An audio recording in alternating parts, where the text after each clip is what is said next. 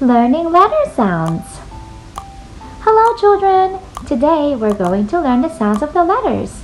We're going to say the beginning or ending sound of each word. Ready? A is for apple. Apple. B is for ball. Ball. C is for cake. Cake. D is for dinosaur. Dinosaur. E is for egg. Egg. F is for fish. Fish. G is for goat. Goat. H is for hat. Hat. I is for iguana. Iguana. J is for jar. Jar.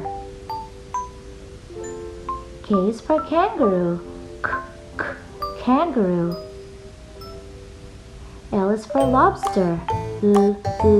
Lobster. M is for monkey. Monkey. N is for nest. Nest. O is for octopus. Octopus.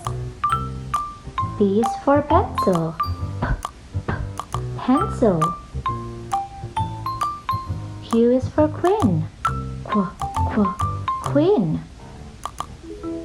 R is for rabbit. Rabbit. S is for sun. Sun. T is for tiger. Tiger. U is for umbrella. Umbrella. V is for violin.